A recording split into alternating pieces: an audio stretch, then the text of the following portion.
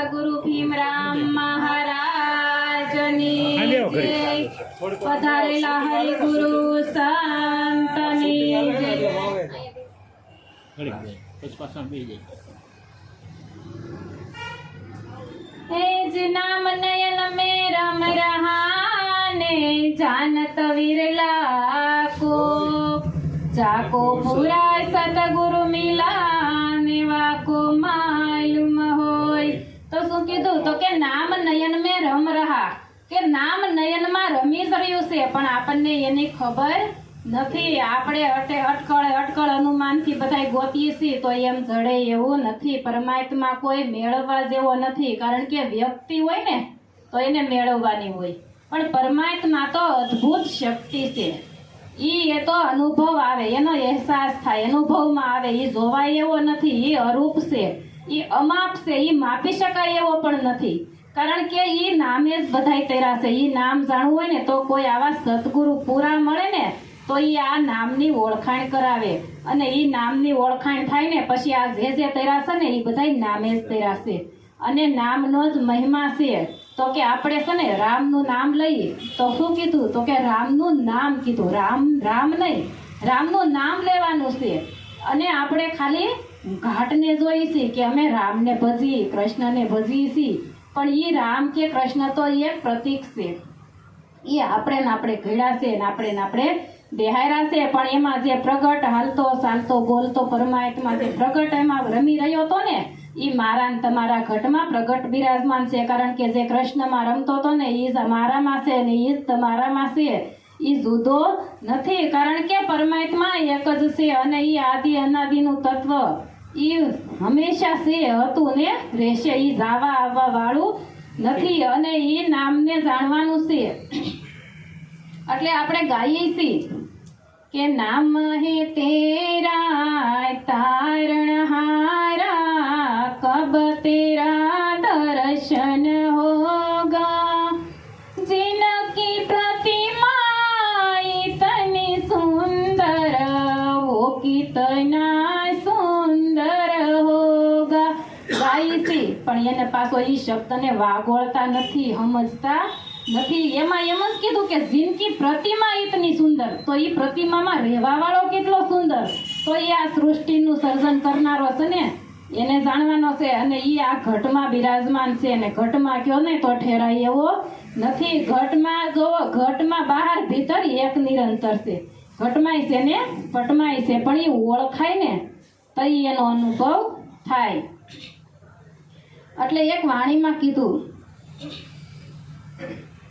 હંસાને ઠરે ને નાભી હસે, હંસાને ઠરે ને નાભી હસે, જેના દર્શનથી દુઃખ જાય દુર્લભ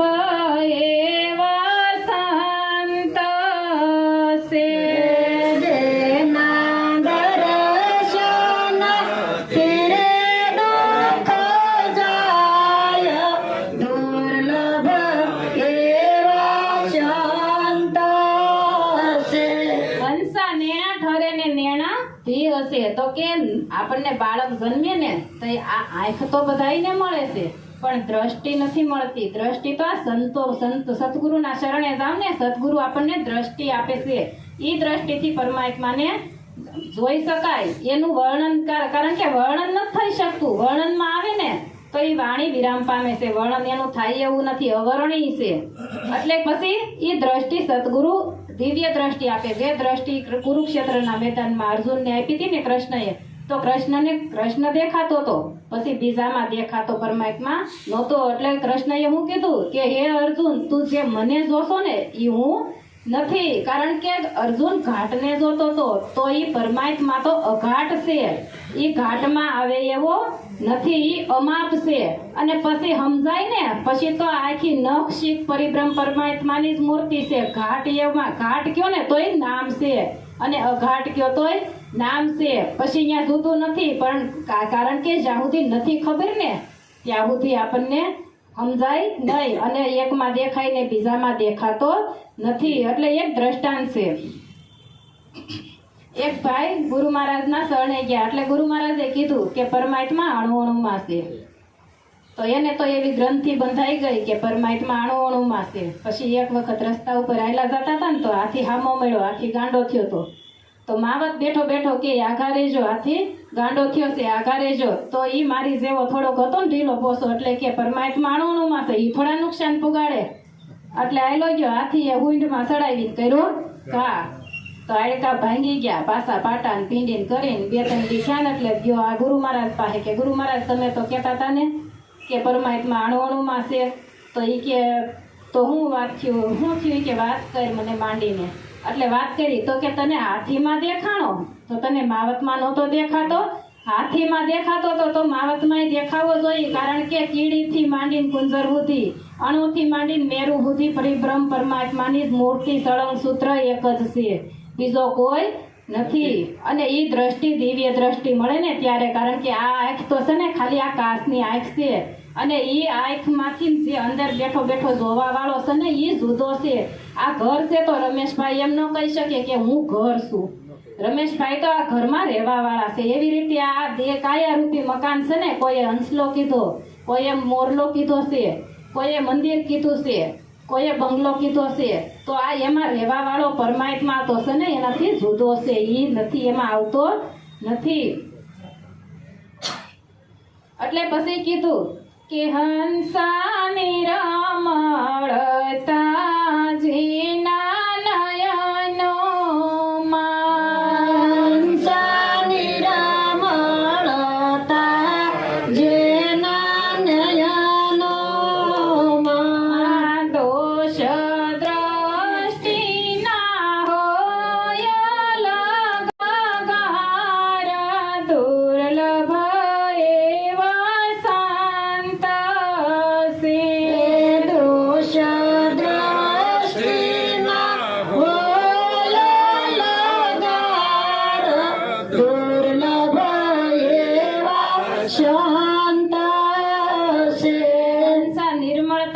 કારણ કે સંતની દ્રષ્ટિ છે ને નિર્મળ હોય, એની દ્રષ્ટિમાં કોઈ ભેદ હોતો નથી. આ હારું કે આ નરસું કે આ મારું કે આ તારું, કારણ કે એને તો હું તું મારું હૃદય હોય જ નહીં, અને એને તો વાદ વિવાદ બધુંય મટી ગયું હોય. ત્યાં પછી ભેદ કે ભાવ રહેતો નથી. સતગુરુની દ્રષ્ટિમાં તો બધા એક જ છે.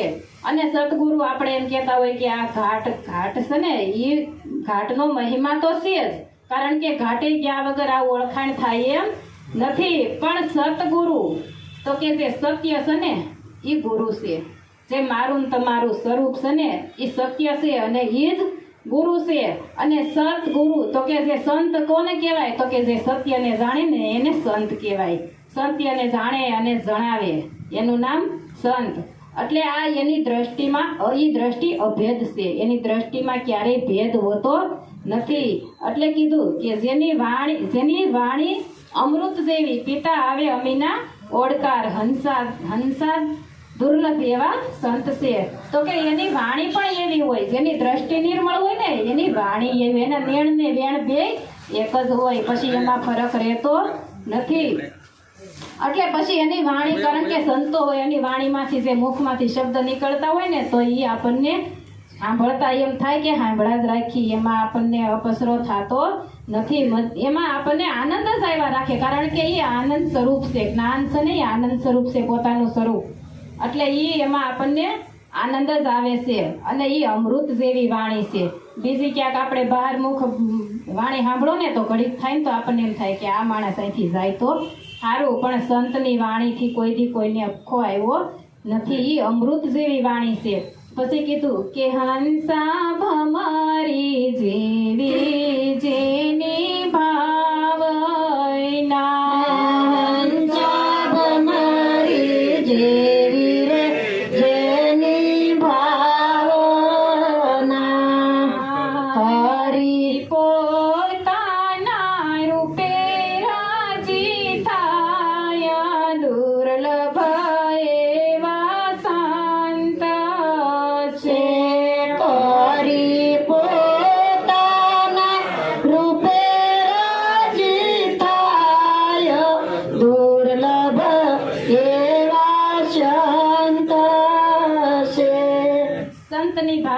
કેવી હોય તો કે ભમરી જેવી.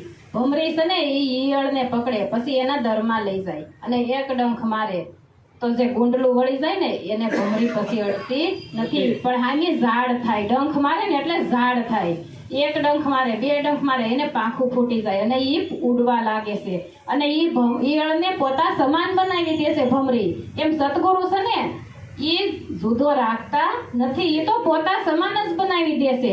એટલે કીધું કે સતગુરુ પારસ ખાણ હે, લોહા હે જગ સંસારા, ઘડી ભર પારસ ના સંગમાં રેવે તો બની જાય કંચન સારા. પણ લોઢાને પારસ અડાડો ને તો ઈ કંચન બને, પણ પાછું ઈ પારસ બનતું નથી. એટલે કીધું કે પારસ વર સંત में बड़ा अंतरा जान, पारस लोहा को कंचन करे પણ સતગુરુ કરે આપ સમાન. ઈ તો પોતા સમાન જ બનાવી દે છે, પછી એમાં જરાય રંજ રહેતો નથી. ઈ તો નિરંજન બનાવી દે, કારણ કે એમાં રંજ રહે નહીં અને રંજ રહે ને તો ઈ નિરંજન નો કહેવાય. એટલે આ સંતની આવી દ્રષ્ટિ છે, એને પોતાના સમાન જ બનાવે છે અને એમાં જરાય ભેદ રાખતા નથી. એટલું બોલી મારી વાણી વિરામ આપું. સંતોને ઘણા સાંભળવાના. બોલો સત્ય ગુરુ મહારાજ.